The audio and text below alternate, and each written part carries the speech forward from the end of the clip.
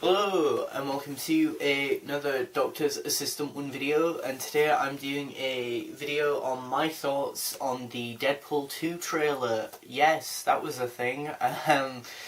Technically it wasn't a trailer, or a trailer so to speak, it was more a teaser trailer, and what I mean by that is that these days quite a lot of trailers are actually at such a length, a smaller compact length of duration / time, that they're regarded as teaser trailers now, you know, and that, you know, leading up to a film, apparently now we have to, leading up to a film we have to do, you know, like have lots and lots of little teasery trailers, and then official trailer, and then a second or third official trailer, and then the film finally releases. So yeah, so they can get lots and lots of revenue from our views on YouTube. But yeah, what did I think of the Deadpool 2 trailer, teaser trailer, sorry. I really enjoyed it. I think if you had no affiliation with what Deadpool was, so you'd never read the comic books or graphic novels like I have. I've not read a lot of them. I've got Deadpool Kills the Marvel Universe, I've read that. I've got Deadpool vs. Deadpool, or Deadpool Kills Deadpool. Either it's Deadpool vs. Deadpool or Deadpool Kills Deadpool. I've got that, but I've not read that graphic novel yet. I've got quite a few of the single issues, and I've got the movie over there. So yeah, I do really like Deadpool, and I've got a Deadpool backpack, which I frequently take everywhere. But the thing that I really like about this is that it's really simplistic but extremely effective. You know, it's brilliant at doing that. I think if you had no affiliation, as I say, to Deadpool, I would show you this, sit you down and show you this, and hopefully you'd have a feel and or a basic understanding or grasp of who Deadpool is, you know.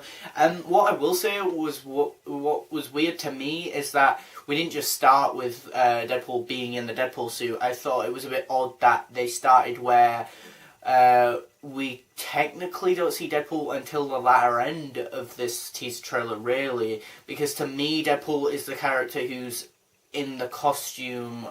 Wade Wilson is more the disfigured faced character, and I think, you know, distinguishing the two is important. And also, you know, I think because I don't know, I just genuinely think without the suit, I think Wade, as a character, Wade Wilson, is a bit more vulnerable. That's my understanding. But then again, I don't know if you ever really see him in the comic books without his costume. I mean, I've never seen him in the comic books that I've read, the single issues and all graphic novels that I've read, with that where he's not got his costume and he's sort of disfigured, really, like that. But it opens up with that. He takes his hood down so people can see him, which I thought was a bit bizarre, seeing as in the film he gets really anxious about the fact that lots of people are like, oh my god, look at him, he looks but ugly, which is understandable that you would be like that. But yeah, so he takes his hood off, and then he sees like these people trying to mug this guy in an alleyway, and he's like, not on my watch. And then it like parodies Superman, the original Superman, and he's in a phone booth type thing. He's trying to get his costume on. You can hear the like attackers and the people and the victim person just being like, isn't there anyone to help anyone, and he's just taking time and time again, and it's just like one big massive stretched out, you know, really funny gag. You know, the fact that he can't get like his costume on, you see Ryan Reynolds' butt, you know, what is it, like his bare butt cheeks on the door of the phone booth, which I thought was pretty funny. He phones someone, and then you just hear like a shot fired. The muggers eventually shoot him, and he's like, oh, and then he eventually gets out, and then he's like, and then Stan Lee's randomly there, which, you know, I'm not complaining about, but I just love the fact that he's just there. At this point, it's not a subtle cameo, it's just, I'm here, you know that I'm a cameo in all the Marvel films. I'm just gonna be stood here on the corner of a street like some next level, night walker, some next level, gigolo. But so then yeah, then he's like, nice costume. Stanley's like, nice costume, and then Deadpool's like, zip it, Stanley. And then the slow-mo runs, and then there's this cheesy music, and then he's like, oh, you're dead, type thing. And then he's like, ooh, Cherry Garcia. And don't get up. And then he's like little laid on this dead guy, and then he just puts his head on him, and he's like, don't get up, and all that, and then just starts talking to a dead guy.